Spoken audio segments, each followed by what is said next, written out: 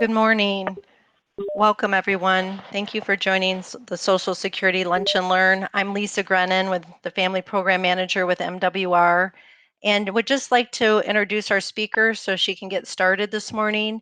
Vonda VanTil, she is actually an employee of Social Security Administration and has been with Social Security for 30 years.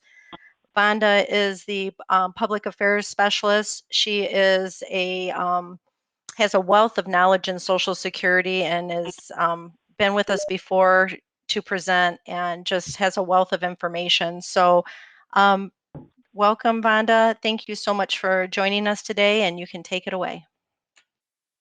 Well, thank you so much, Lisa, and thank you everyone for joining me today on this Social Security Retirement Planning webinar. It looks like we have a full house, and that is wonderful. So I think, Lisa, what we decided was if anyone has any questions, they can type in the questions in the public chat, and I will check those periodically. Is that correct, Lisa? That's how we're going to move forward?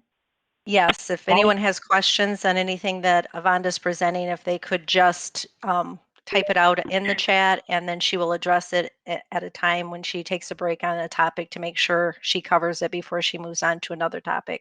Exactly. Do we have on the meeting, do we have on the Okay, thank you. meet online? Sorry. Okay, what link so do we need to use? What link do we need to use? Okay, so I'm going to talk about some things that you need to think about when you're making that decision on when to apply for Social Security benefits. So I'm not talking about when you should retire from your job. I don't know anything about your job. I will be talking about some things to think about when you're at that point where you're ready to file for Social Security retirement benefits. And we're going to talk about the various age options for you to file, early filing versus delayed filing, and the impact of either of those. There is no right or wrong decision. When you decide to apply for retirement benefits is totally up to you based on your particular circumstances and could be completely different than someone else. And that's totally okay because it's such a personal decision to make. We are going to talk about how when you apply for retirement benefits, how it impacts any dependents that you might have, a spouse, a divorced spouse, and how it affects survivor benefits if you pass away. We're going to talk about how work affects your benefits, both working and getting benefits at the same time, working after you're getting benefits and how that might impact your actual dollar amount. We're going to talk about taxation concerns. So when you get a Social Security benefit, there's nothing that comes out of that monthly payment other than Medicare once you're Medicare eligible, but nothing else will come out of that monthly payment. However, the IRS does like to know about all money that we have coming in.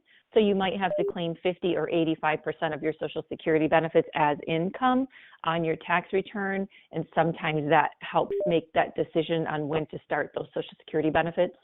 And then finally, we're going to talk about Medicare and the enrollment process for Medicare, you know, how much it costs. Some people pay more, that type of thing.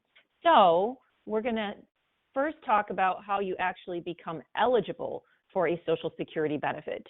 You do have to work and pay into the Social Security system in order to earn credits so that you become insured for benefits.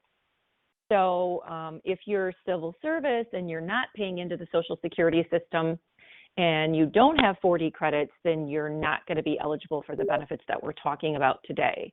So this is how you earn credits. You have to make a certain dollar amount. In 2021, it's $1,470 for one credit. So once you've made $5,880 in 2021, you've earned your 4 credits, and you can't earn any more than 4. You could make $50,000 this year, $500,000 this year. It doesn't matter. You can only earn 4 credits. Now, the dollar amount that you get from Social Security is completely based on how much you've made. However, you have to have 40 credits to get a monthly dollar amount. So this is how you earn those credits. Once you have 40 credits, you now have that decision to make on when do you want to apply for Social Security retirement benefits. As you can see, it starts with your full retirement age. So the first thing that you have to know is what is your full retirement age, because that determines the benefit percentage that you get if you file early or later than that full retirement age. I'm just going to use myself as an example. My full retirement age is 67, and my birthday is March 19. So when I turn 67 in March, that's the month I am full retirement age. So even though I'm not 67 until the 19th of March, it doesn't matter. I am full retirement age for the whole month of March. Okay? That is the month when I would get my full Social Security benefit. That's the month, March, when I turn 67. That's the month I would get my 100%. Whatever my benefit ends up being, I'm going to get 100% of it if I want my Social Security to start in March. But I can actually start my Social Security as early as age 62. And as you can see, we all can start our Social Security as early as age 62. That's the minimum age for everyone, regardless of what year you were born. The percentage that you get does depend on when you were born. So again, my full retirement age is 67, but if I file when I'm 62, I'm going to get about a 30% reduction in my benefit. And it is a permanent reduction for the rest of your life. So every month I file prior to age 67, I'm going to have a 1-month reduction. On the flip side, the latest we can all file, no matter what year you were born, is 70. There is no point in delaying filing past the age of 70 because your benefit will not go up anymore based on your age. But if you do delay filing for your benefits after your full retirement age, you're going to get an increase in your benefit for every month that you delay. So if I wait until I'm 70, I'm going to get an additional 24% added on to my full benefit. But it doesn't have to be at age 70. I could file when I'm 67 in 6 months, and then I would get a 6-month increase in my benefit because I delayed 6 months. Let's take a look at another way of visualizing, if you will, how that works. So this is an example of someone who was born between 43 and 54. Well, their full retirement age is 66, and their benefit at 66 is $1,000. So look what happens if they file prior to age 66. That $1,000 goes down. And it's actually monthly, but I'm just showing yearly decreases, but it's monthly. If this person files at 62, that $1,000 goes down 25% to $750. On the flip side, if this person delays filing after age 66, they get that increase that we talked about, and they are monthly increases, but they're equivalent to 8% a year. So if they delay until age 70, that $1,000 jumps up 32% to $1,320. And again, monthly decreases if they file early, monthly increases if they file delayed. Couple things I want to point out here. If this person does file before their full retirement age of 66, they will have a permanent reduction in their benefit because your reductions are permanent. In addition, if this person wants to get Social Security when they're 66 or older, we don't care how much they're making at their job. They can make as much money as they want because at your full retirement age and older, there are no earnings limits at all. You can keep working and get your Social Security at the same time. However, if this person wants to get Social Security before age 66, they do have to be what we call retired, meaning making under $18,960 in 2021. Again, if they want to get Social Security before their full retirement age, you have limits. This year, that limit is $18,960. I'm going to talk a lot more about that limit later on in the presentation, but I just want to point it out now that, you know, a lot of people think, oh, I'm finally 62, I'm old enough to get Social Security, I can't wait. And then we find out, well, they're still working full-time. If you're still working full-time, making way over that limit, you're not going to be able to get Social Security when you're 62 or 63. Any point under your full retirement age, you are very limited as to how much you're allowed to earn and get Social Security at the same time. We have a tool on our website, right at socialsecurity.gov or ssa.gov, right on the homepage, and it's called the Estimator. We also have wonderful retirement estimate tools in your My Social Security account. And we're going to talk about My Social Security later on. But this one that we're looking at right now, you don't have to have a My Social Security account to access it. We all could go to our website right now and use this calculator. I don't obviously want you to do it while we're in the middle of this, but it's super easy to use. You can do it from your phone, tablet, iPad, etc. You do have to put in some personal identifying information, such as your name, social security number, date of birth, but you want to do that because that's how we pull in all of your wages that we already have on record for you. And then you can tell us when you're kind of thinking about retiring and do different what-if scenarios. So, for example, the next slide is going to show you an example of what the results look like. So the 3 rows that are circled in red, those are just examples of various what-if scenarios. I'm making around $40,000 a year. What if I retire when I'm 60? What if I retire when I'm 58? What if I retire when I'm 55? And it'll just spit out estimates based on those scenarios. The bottom 3 rows that aren't circled in red, those are automatically generated. Those are just assuming, hey, you're going to work till you're 62. You're going to work until your full retirement age. You're going to work until you're 70. Those are exactly what are also generated on your Social Security statement. So the statement is what we used to send you in the mail on an annual basis. You'd get it a couple months before your birthday, and it would provide you with 3 estimates. This also does that. But the top 3 are from going in and doing different what-if scenarios, and it offers up some really nice estimates for you to work with. The next section that we're going to move into is spouses and divorced spouses benefits. I currently don't see any questions on what we've already covered. So what we just talked about is you, the worker, the one that has 40 credits, and then your various options on when you can apply, and then how you can get some accurate estimates. So we're going to move into spouses and divorced spouses benefits next. So spouses benefits are when your spouse is alive. We haven't gotten to survivor benefits yet when your spouse or ex-spouse has passed away. What we're talking about right now are spouses benefits. Your spouse is living. It has to be a legal marriage.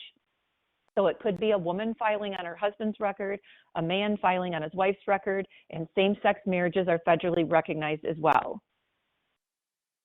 The spouse's benefit, the most you can get is 50% of your spouse's full benefit. That's the most you can get as a spouse, is 50% of your spouse's full benefit.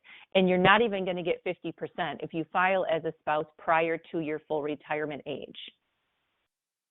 However, what if you've worked outside the home yourself? So, for example, I have always worked outside the home, and my husband has always worked outside the home. So I know that my Social Security retirement benefit is not going to be less than half of my husband's Social Security retirement benefit. There's no way. I've always worked. He's always worked.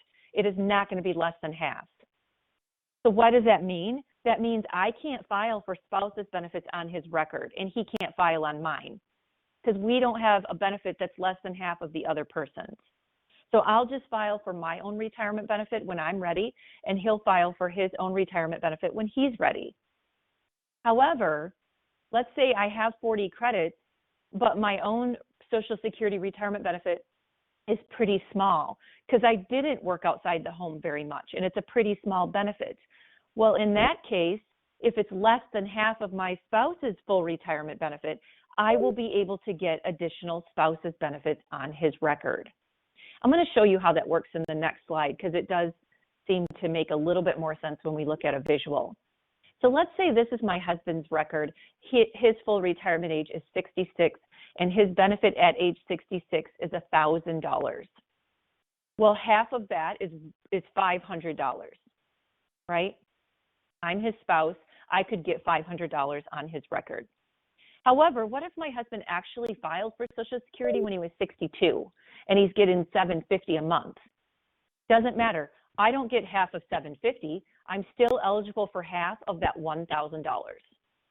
What if my husband doesn't file until he's 70 and he's getting $1,320 a month? Doesn't matter. I still only get half of that $1,000. and I can't even file on my husband's record until he files. So if he waits until he's 70, I have to wait for him too before I can get anything on his record. However, the only way I'm going to be able to get anything on his record is if my own retirement benefit is less than $500, because that's half of his full amount. So if my own retirement is less than $500, I will get what I can on my own. Let's say I can only get $200 on my own record.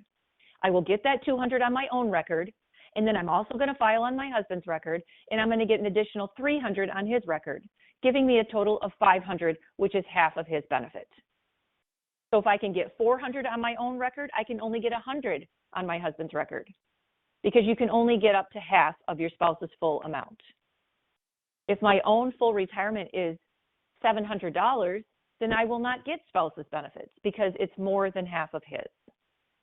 And everything that we just talked about is the same for divorced spouses. So if you were married for at least 10 years prior to the divorce taking place, married for 10 years, now you're unmarried and you're 62 or older and your ex is 62 or older, you might be able to file on your ex's record, again, if your own full retirement is less than half of your ex's. That's the only way you can get additional on their record, if your own is less than half. So you have to be 62 to file for divorced spouses benefits, and your ex has to be 62 or older. Same for spouses. You have to be 62 to get spousal benefits, and your spouse has to have filed in order for you to collect on their record. So we did get a question typed in and said, do you have to be retirement age to get an ex-spouse's Social Security? Yes, you do have to be 62 or older. That's a great question. Now, the one difference between a spouse's benefit and a divorced spouse's benefit is that if you're divorced, your ex has to be 62 or older for you to file on their record, but they don't have to file. So if you're married, you're not going to get a dime on your spouse's record until your spouse files for Social Security. But if you're divorced and you've been divorced for at least 2 years, your ex has to be 62 or older, but they don't have to be collecting. So that's a big difference between a spouse and an ex-spouse. And that is the fourth bullet point down there. And again, if you do file on your ex's record, you're not going to be reducing anybody else's benefits. You're not going to be reducing their current spouse if they're currently married to someone else. If they have children on their record, it's not going to reduce their benefits either. Question came in that says, do you have to have 40 credits to file for a spouse's benefit? No. In fact, that's the whole reason we have spouse's benefits, is for those individuals that didn't work outside the home and they don't have 40 credits, then the only benefit they would be eligible for is a spouse's benefit. And they can get 50% of their spouse's full benefit, which is then reduced if they file before their full retirement age. It's just that if you do have 40 credits, you are required to file on your own record for that retirement benefit first, before we will look into additional spouses or divorced spouses benefits. You do have to file on your own record first. So another question came in that says, what if you're divorced and the ex is on disability? Is there a minimum age that they can file on your record?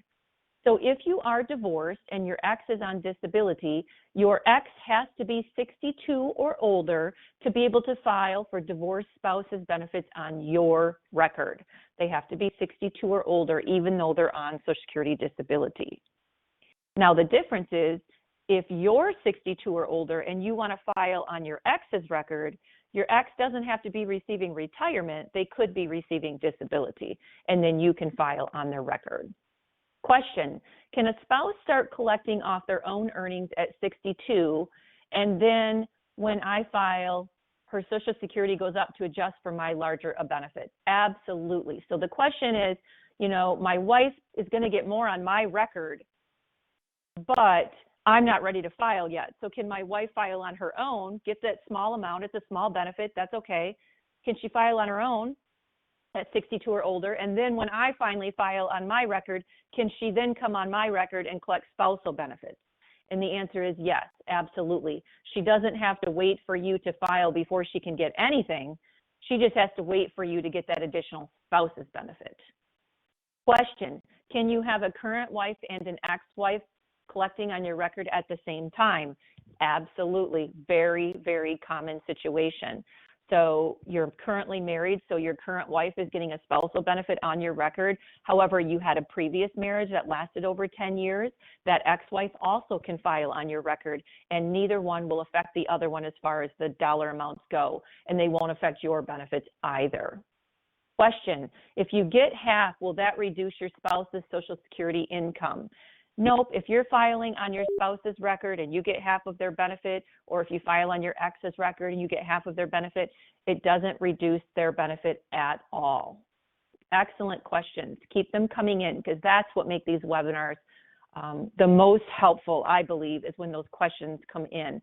Because honestly, I've done this presentation so many times that I can forget to say some things just out of routine, if you will. So great questions.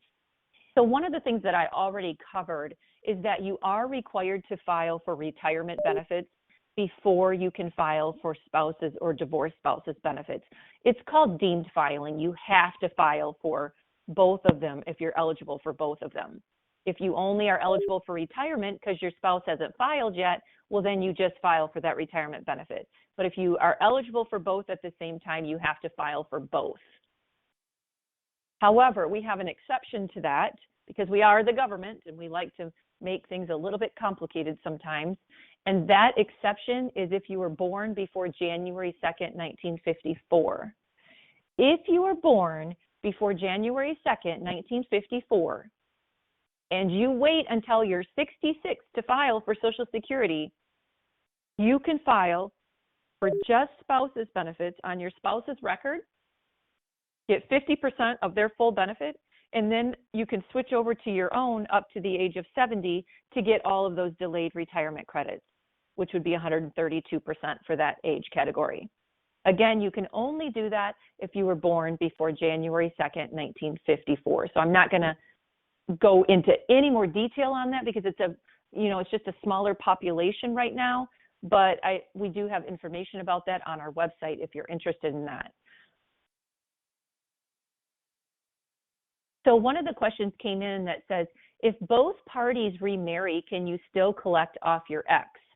No, you can't get divorced spouses benefits if you're remarried. You have to be unmarried to get a divorced spouses benefit. Another question, does the Social Security retirement affect my military retirement? Well, I only know about Social Security, and I can tell you that your military retirement won't affect your Social Security retirement, but obviously I can't speak for the reverse because I don't know about your military retirement. I'm suspecting it doesn't, but you certainly should ask. But your military will not affect your Social Security retirement at all. Question, will you be covering if a spouse passes away? Absolutely. We're going to get to survivor benefits a little bit later on, so bear with me. A follow-up on an earlier question. If the spouse starts at 62 on their own record and it's reduced, and then I hit retirement age and she files for spousal on my record, is it going to be half of my full retirement amount? No, it is not going to be exactly half because she took her retirement portion early. So remember in my earlier example, half of my husband's was $500, but $300 is on my own record. But I'm filing at 62, so I'm not going to get that full $300. Let's say I'm getting $200 instead. It was reduced. So once I file as a spouse, even if I'm full retirement age, I'm going to get the full $200 on my husband's record, and then I add that to my reduced retirement benefits. You add it together, and that would not be half because the retirement portion always sticks with you. So you won't get half if you take your retirement portion early. Great question. I mean, you're really thinking into it. And that's a great question. Typically, I only get that one from financial advisors. So you guys are a very educated audience. That's wonderful. One of the things that you will be asked when you file for Social Security benefits, whether you file online or over the phone, is, do you have any children under the age of 18, or do you have any children that were disabled before the age of 22? The reason we're asking you that is because if you do, they're going to collect 50% of your full benefit until the age of 18, or as you can see, until they're 19 or graduate from high school, whichever comes first. Or if they're disabled, it could be a benefit for life. So that's why we're asking you that question when you apply. The next thing we're going to get into is how we calculate a retirement benefit. How we calculate a retirement benefit. So the first thing that we do is we take all of your wages over your lifetime and put them in today's dollars. It's called indexing. And I'm going to show you how that works in the next slide. After we take all your wages and put them in today's dollars, we're going to pull out your highest 35 years of earnings. Most people think we use their high 10 or last 10. Completely not true. We use your 35 highest years of earnings. And then we are going to figure out what your average monthly wage is in today's dollars using those 35 highest years. So let's look at how the indexing works, first of all. And I know this is a horrible slide for a presentation, but this is from one of our fact sheets.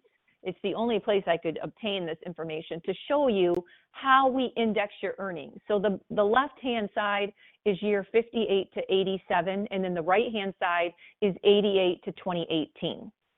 And basically, you would have your actual earnings in column B, and you multiply your actual earnings times column C, which is the index factor for that particular year. And now these index factors change based on your year of birth. Based on your year of birth. So this one was for somebody turning 60 in 2017. I give you an example of 1991, and that's because I started working at Social Security in 1991. So let's just say I made $10,000 in 1991. Well, we have to give that a higher value. So we're going to multiply it times the factor for 1991, which is 2.31. It brings that $10,000 up to $23,100. Well, if that's one of my high 35 years, then it's going to be used. In fact, I have 30 years with Social Security this June. What if I retire this June after 30 years? I would guess that my 30 years working for the government would be my high years for sure. But that's only 30 years, and we use 35. So they're going to have to use some years that I worked in high school, years that I worked in college.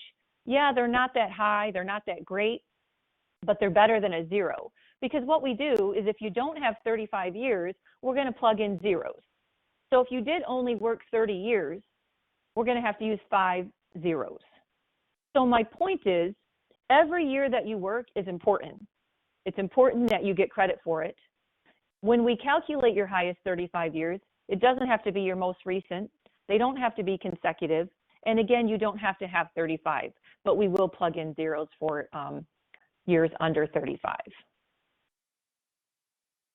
Question that I get very often: I'm 72 years old and I'm still working part-time as a registered nurse. I'm getting Social Security benefits, but I'm also paying into Social Security, because you do have to pay Social Security taxes regardless of how old you are and regardless of the fact that you're getting a benefit. So her question was, am I going to get more Social Security since I'm paying in? And that's a very valid question. My answer is, I don't know if she's going to get more since she's paying in, but what I can tell her is that we will recalculate your benefit every single year that you continue to work and pay into the system. Automatically. You don't even have to ask us. We're going to recalculate it every year. The reason I don't know if her part-time job is going to help her or not is because I don't know her work history. If we're using any zeros at all in her computation, then heck yeah, that part-time job is going to help her for sure. But if she has 35 solid years, maybe full-time employment for 35 years, that part-time job is probably not going to help her. It's probably not going to increase her benefit at all. So a question came in related to the computation. If you use 35 years, will my military years count in the calculation? That's a great question, and I get that quite often. So when you file for Social Security benefits, one of the questions will be to ask you about your active duty service. And when you input the active duty, we will, our system determines if we need to see your DD-214 for that active duty. And it's particular years of service that maybe you didn't get credit for and will give you credit for it. And I don't know those years by memory. But if your military service would increase your benefit, we will ask you to provide your DD-214. I can tell you that most military time is automatically given credits for Social Security now, and we rarely need to see a DD-214 any longer. But it is automatic. If your military time for active duty does increase your benefit and you haven't been given the credits, we will ask you for that DD-214. Question, how do you update missing years? So if you have a year that is missing, we're going to need proof. So hopefully you still have, your W-2, your tax returns. If not, your employer could probably provide you with proof of how much you made that particular year. And then you need to provide that proof to your local office. You can fax that information to them, and I'll show you later on where you can find their fax number. Question, if you run the estimator, the retirement estimator that I talked about earlier, is it going to use your highest 35 years that I have on record? Yes. So the estimator is going to use all of the years that you already have on record, and then it's going to use what you estimate you're going to make in the future. So let's say you're 50 years old and you're pretty sure you're going to work for another 10 years, and you think your earnings from 50 to 60 are going to average around 80 grand a year. Well, then you can only put in one amount for future amounts. You would put in 80 grand, and then our system will then pull out your highest 35 years based on your estimated earnings for the next 10 years and your actual earnings in the past. It will definitely calculate your highest 35 years that way. All right, great questions. So the next thing that we're going to cover is the survivor benefits. So what we just talked about is the worker with 40 credits and their retirement options as far as ages and benefit percentages. And then we talked about spouses and divorced spouses. That's when your spouse is living, and of course you can't even get more than half. So if you can get more on your own, you're not going to file as a spouse or an ex-spouse. And now we're going to talk about what happens when one of the individuals that has those 40 credits, what happens when they pass away. Well, we have survivor benefits payable to minor children under the age of 18. We have survivor benefits payable to a child that was disabled before the age of 22. And then, of course, we have survivor benefits payable to that widow or widower at various ages. So if the widow or widower is caring for a child under age 16, they will qualify for a survivor benefit until that child turns 16, and then they're done getting that survivor benefit. And then they would have to wait until they're 60, and then they can apply for widows and widowers benefits. The only exception is if you're disabled, then you would qualify as early as 50. We're going to talk about that widow and widowers benefit and divorced widows and widowers benefits at age 60. So when you pass away, your surviving or your ex-spouse that's surviving can file for a survivor benefit, and they would get 100% of whatever your benefit was at the time of your death if they are at full retirement age. So let me give you an example of that first bullet point first. Let's say my husband and I were both in our 70s. Obviously, we're past our full retirement age. We're in our 70s. He's getting a Social Security benefit of $3,000, and I'm getting a Social Security benefit of $2,000, and he passes away. Well, I'm going to drop my $2,000, and I'm going to switch over to his record and get his $3,000 because you get the higher of the two. You don't get both. I can't take my $2,000 and collect his $3,000 now that he has passed away. You get the higher of the two. If I passed away first, he would not switch over to my record because it would be less money. So he would just continue to collect his $3,000.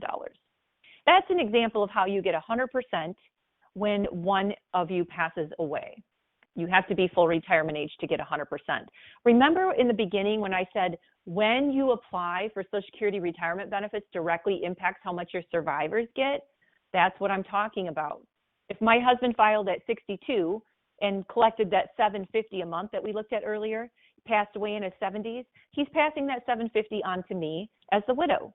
If my husband filed when he was 70 and collected $1320 a month, and then he passed away first, I would be eligible for that $1320 a month.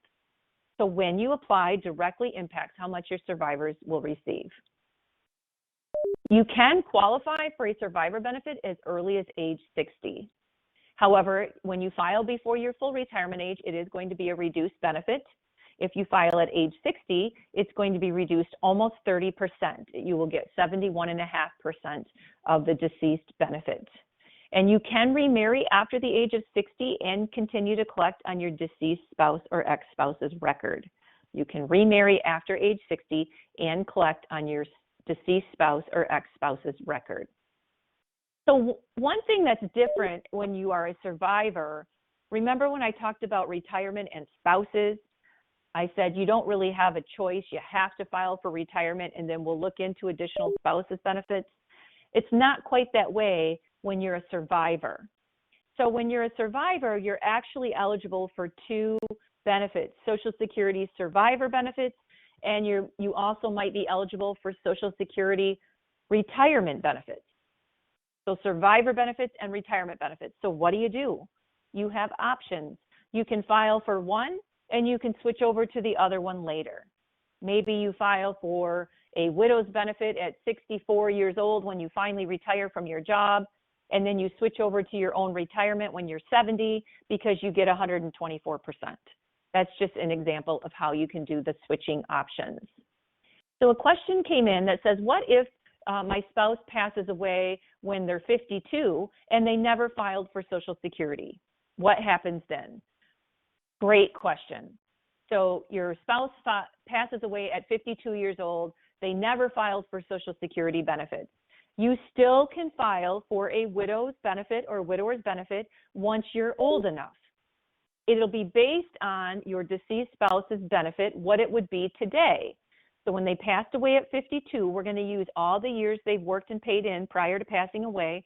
We're going to figure out what that benefit would be today, and then you're going to get a percentage of that benefit depending on how old you are as the survivor. So we see that a lot where there's, a widow who's only 50, 51, 52. They don't qualify for any Social Security benefits because they're too young. Now they're 60 and they file for that widow's benefit or widower's benefit. And they would get 71.5% of whatever the deceased full benefit is. Good question. Okay, so this is the slide that talks about how you can get benefits before your full retirement age and work, and how much you're allowed to earn. So this slide applies to retirees getting a benefit before their full retirement age. It applies to widows, widowers, spouses, divorced spouses.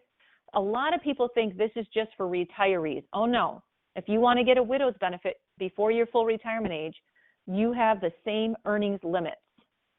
So again, once you turn full retirement age and continuing, you have no earnings limits any longer, none. But all years prior to turning your full retirement age, it's pretty limited income that you can have. In 2021, it's $18,960. That is strictly earned income.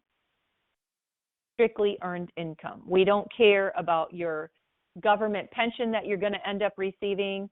Of course, we do care about your pension if you're civil service, but if you're FERS, we don't care about your government pension. We don't care about any investment income that you have coming in. If you go work somewhere and you make more than $18,960, we withhold $1 for every $2 that you make over the limit. If you go work somewhere, W-2 income and Schedule SE for self-employment. Question came in, I think regarding survivor benefits, and the question is there a time frame that you need to be married for survivor benefits? And there is. So for spouses benefits, you have to be married for 12 months. For survivor benefits, you have to be married for 9 months. There are some exceptions to that 9-month duration of marriage, but for the most part, you have to be married for 9 months. Of course, if you're filing for surviving divorced spouses benefits, you had to have been married for at least 10 years prior to that divorce. Okay, so I don't see any questions on the earnings limit. So hopefully you understand how that works, because the next slide is going to talk about taxation of benefits. So what we just talked about is earnings limits, has nothing to do with taxes. And now what we're looking at is an IRS rule, and it's about the IRS wanting to know about all income that you have coming in. So if you see that salmon colored box there, it's labeled your combined income. Your combined income is your adjusted gross income. So it's either you, the individual, if you file by yourself, or it's your joint combined income or adjusted gross income if you file a tax return as a married filing jointly. You add in any non-taxable interest, and then you add in half of your Social Security benefits. You add those three up, and that's called your combined income. If you file a joint return and your combined income is over $32,000, you will have to claim 50 or 85% of your benefits as income on your tax return. So just a heads up, if you do find that you have a heavy tax burden at the end of the year, you can choose to have federal taxes withheld from your Social Security benefits. You just fill out a form called the W-4V, pick a percentage, and we will start withholding that from your benefits. You can stop it or change it at any time. So what some people find out is that, maybe you retired, but your spouse is still working and you file a joint return. Well, because of your spouse still working full-time, you end up having to claim 85% of your benefits. So some people do voluntary tax withholding for a few years until their spouse then retires, and then they either stop it or adjust it accordingly. We do send you a 1099 in January of every year so that you can determine if any of your benefits are subject to taxation. Now we're going to go into Medicare. So Medicare is a little bit different for us federal retirees. And the reason I say that is because most people have to have Medicare when they are retired. In fact, nearly everyone in this country has to have Medicare if they're retired. Federal employees are a little bit different. We are not required to have Medicare at age 65 or older. We are encouraged to because it does offer additional benefits that federal employee health benefits don't offer, but you are not required to sign up for it. And then your federal health is primary. So keep that in mind. There is original Medicare, which is A and B as your traditional, and then you can purchase a prescription drug plan and a Medigap policy. Again, federal employees that have health benefits from the government don't need to purchase a Medigap policy or prescription drug plan. You can if you want to, but certainly not something that you need to do because you have your federal health benefits. And the other option is to have a Medicare Advantage plan, which would mean all of your insurance, your traditional Medicare, a supplement, and drug coverage, all from an Advantage plan. Again, you have federal employee health benefits, so you can sign up for an Advantage plan, but most people would not want to because you have federal insurance. Individuals 65 and older qualify for Medicare. The only exception is if you're on disability, have Lou Gehrig's disease or end-stage renal disease. So for the most part, Medicare is for individuals that are 65 and older. At least that's the category of individuals we're going to be referring to. So if you're getting a Social Security benefit before the age of 65, you are automatically enrolled in Medicare when you turn 65. So we're looking at the teal colored box at the top, which is labeled automatic enrollment. And I'm going to repeat that. Anyone getting a Social Security benefit. So when I say Social Security benefit, I mean a retirement, spouses, divorced spouses, widows, widowers. Those are all Social Security benefits. So anyone getting a benefit before age 65 is automatically enrolled in Medicare A and B at the age of 65. You're automatically in A and B. Okay? If you are not getting a benefit before the age of 65, and you're not going to file for your benefits until later on, past age 65, then you have to actively sign up for Medicare in your initial enrollment period. You have to actively sign up for Medicare in your initial enrollment period, which is 3 months before your 65th birthday, extended out to 3 months after. So, you know, let's say I retire from the government when I'm 60, but I'm actually not going to file for my Social Security retirement until I'm 67. Well, then if I want Medicare, again, I am a federal retiree, so I don't have to take Medicare, but Medicare Part A is free, so I may as well at least sign up for Medicare Part A. So 3 months before my 65th birthday, I'm going to go online and sign up for Medicare. If I don't want Part B, then I just sign up for Part A only, 3 months before my 65th birthday. Now, let's say I'm still working full-time at Social Security when I'm 65. Well, then I don't need Medicare at all because I'm actively employed and my health insurance from work is going to be primary. I can sign up for it for just Medicare Part A, but I don't have to. I can sign up for Medicare A and or B once I retire from my job, and I would not have a penalty. But let me caution you, federal employees, if you decide, okay, I'm 65, I don't need Medicare, I have federal health insurance, and 10 years later, you still have that Medicare or that federal health insurance, and you're like, I wish I had Medicare too. Other people are really talking about how it kind of stepped in and filled in the blanks. If you sign up for Medicare 10 years after you were eligible, you're going to have a very harsh penalty added onto your monthly premiums for the rest of your life. So as federal retirees, even though we don't have to have Medicare ever, if you do decide you want it later, after one of these enrollment periods, you are going to have penalties. So keep that in mind. One of the questions that came in was, will my income from a 401 withdrawal affect the earnings limits? Well, the $18,960 that you're allowed to earn, that's strictly earned income. We don't count any withdrawals from any investment income at all. So, question, I already receive and pay for Medicare as a military retiree previously under TRICARE. I am not getting Social Security benefits.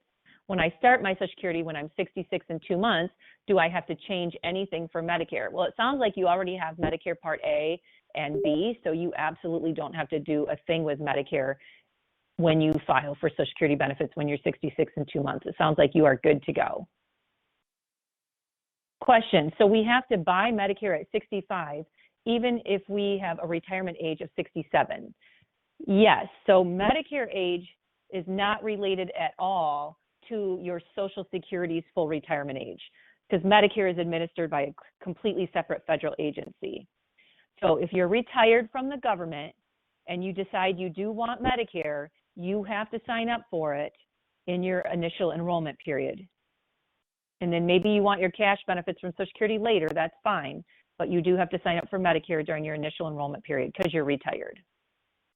Question, would you recommend enrolling in Medicare upon retirement, even if you're going to use your federal health benefits? I can't give my personal opinions, and I am tossing that back and forth myself on what I'm going to do when I retire. We are given a very unique option, and I have asked many of my colleagues that have retired what they've done, and I can honestly say it's about a 50-50 mix. Some of them have absolutely enrolled in Medicare, and some of them had no desire to. I can't give my opinion, and I honestly don't even know what I'm going to do. But I can tell you there are some wonderful resources online. If you go to opm.gov, just search Medicare and federal retirees and Medicare, you'll get some really great information at OPM.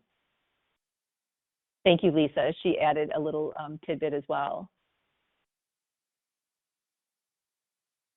She said, if federal employees already have Part A and Part B, and now they're hearing what you're saying and they want to get out of Part B and just have Part A because it's free, can they get out of it?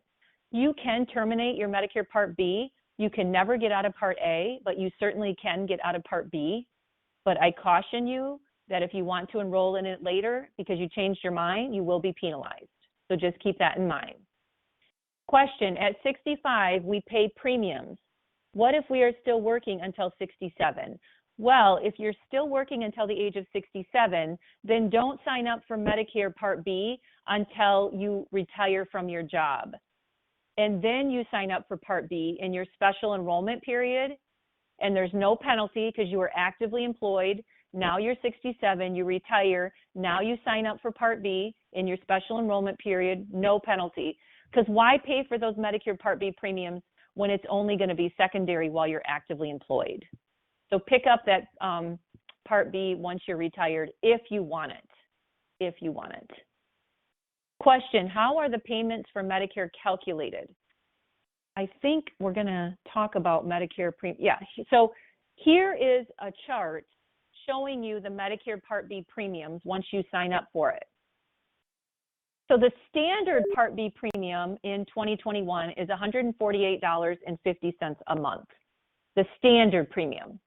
However, as you can see, some people with higher incomes are going to pay more than the standard premium.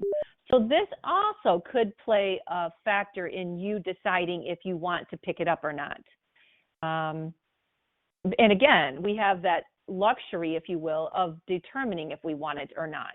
Because if you're a married couple and you file a joint tax return and your adjusted gross income is over $176,000, you're going to have to pay more than the standard Part B premium per person. So keep that in mind. Can we get a copy of these slides? Yes, I believe the very first thing mentioned is emailing an individual for a copy of the slides. So scroll up and look at that. Would signing up for a federal health benefit when I retire as a FERS beneficiary and I'm already in Medicare and I'm getting TRICARE for life as a supplemental provide any cost-effective level of medical coverage protection? That is a question outside of my purview. You will have to talk to somebody from your HR about that because I really don't know. I can only speak about your Medicare and that I don't know if all of that together would help you. What is the windfall calculation? So the windfall elimination provision applies to individuals that are civil service. So if you're civil service and you have 40 credits, you will get a retirement benefit, but you will have it reduced because of the windfall elimination provision. Completely separate presentation than what we're talking about today, but we have wonderful resources on our website that you can look at for the windfall elimination provision. Question, is the MAGI based on tax year of when you sign up? Great question. So in 2021, we are looking at an individual's 2019 tax return. Again, in 2021, we're looking at your 2019 tax return, and that will determine what you're paying in 2021. In 2022, we're going to look at your 2020 tax return because we always go 2 years prior. However, let me tell you that if you have a life-changing event, let's say you file for Medicare in 2021 and your 2019 tax return is really high. However, since then, you have retired or your spouse passed away or another life-changing event took place, then we can adjust your premiums because of that life-changing event. If you need any help with Medicare, these are a couple resources available to you. However, again, because you're federal, you would be best off asking your benefits department because federal is completely different than most others. So I would recommend going to your benefits department. You can sign up 4 months in advance of when you want your retirement benefits to begin, 4 months in advance, and you can apply for most benefits right on our website. Survivor applications cannot be done online. If you don't want to file online or you can't file online, then you do need to make an appointment, and you can call that national toll-free number to make the appointment. If you do live outside the country, you would want to obviously contact your local embassy or federal benefits unit, and they can help you through that process as well. And you also can apply for benefits online if you are outside the country.